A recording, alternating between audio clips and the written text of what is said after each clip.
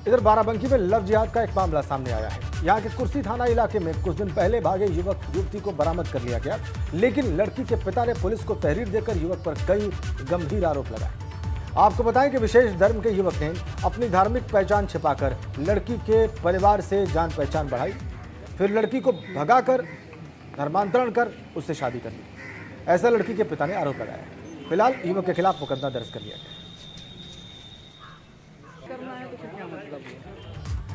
कुछ और खबरों का रुख कर लेते हैं। अब प्रयागराज से खबर, पशुधन विभाग में घोटाले की हाईकोर्ट ने सुनवाई। आज एसआईटी को कोर्ट में रिपोर्ट सौंपनी है अपनी, और जस्टिस अजीत कुमार की बेंच दोपहर 2 बजे इस मामले में सुनवाई करेगी। पिछली सुनवाई में एसआईटी पर हाईकोर्ट ने नाराजगी जताई थी और 3.5 साल बीतने के बाद जांच पूरी न होने पर ये नाराजगी जताई गई थी।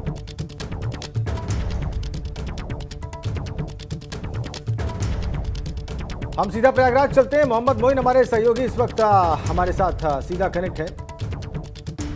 मोइन, आज किस तरीके से चीजें आगे बढ़ेंगी इस मामले में?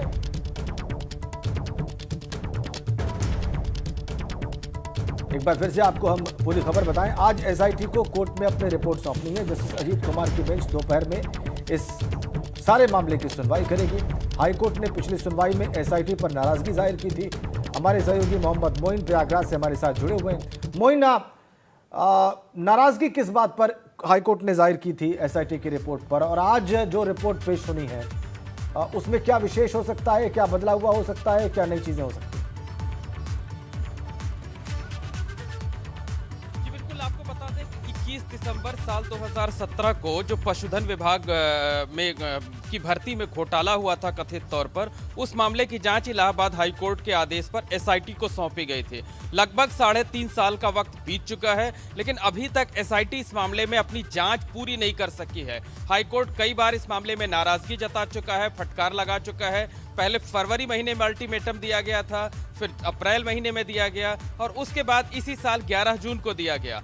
11 जून को भी जब एसआईटी ने अपनी रिपोर्ट पेश नहीं की तो कोर्ट ने इस पर तल्ख टिप्पणी की थी और 2 हफ्ते में जांच पूरी करने को कहा था। आज अपनी रिपोर्ट सबमिट करने को कहा था, और कोर्ट ने साफ तौर पर कहा था कि अगर आज रिपोर्ट सबमिट नहीं की जाती है तो जो एसआईटी के चीफ हैं उनके खिलाफ कार्रवाई की जाएगी। तो आज दोपहर 2 बजे के बाद इस मामले में सुनवाई होगी, और अहम बात ये होगी, देखने वाली बात ये होगी कि क्या एसआईटी अपनी जांच रिपोर्ट पेश कर पाती है या फिर कुछ और वक्त मांगती है। क्योंकि पिछली जो सुनवाई हुई थी 11 जून को, उसमें हाईकोर्ट ने बड़ी नाराजगी जताई थी, तल्ख टिप्पणी की थी और कहा था कि अगर जांच रिपोर्ट पेश नहीं की जाती है अगली सुनवाई पर तो इस मामले में जो एसआईटी के चीफ हैं उनके खिलाफ कड़ी कार्रवाई की जाएगी। तो 3.5 साल का वक्त बीत चुका है, और 3.5 साल का वक्त बीतने के बावजूद एसआईटी जांच पूरी न हो पाना कहीं ना कहीं एक सिस्टम पर सवाल खड़े करता है, और यही वजह है कि इलाहाबाद हाईकोर्ट भी इस मामले में लगातार कड़ा रुख अपना रहा है। 3.5 साल का वक्त लंबा वक्त होता है मोइन, और 3.5 सालों में अगर कोई स्पेशल टीम अपना काम पूरा नहीं कर पा रही, रिपोर्ट तैयार नहीं कर पा रही, तो हाईकोर्ट की नाराजगी समझी जा सकती है। अब देखना यह होगा कि आप बता रहे हैं दोपहर 2 बजे बाद सुनवाई होगी, उस दौरान एसआईटी कौन सी रिपोर्ट प्रस्तुत करती है, क्या कोर्ट को कहती है। बहुत बहुत धन्यवाद, बहुत शुक्रिया आपका।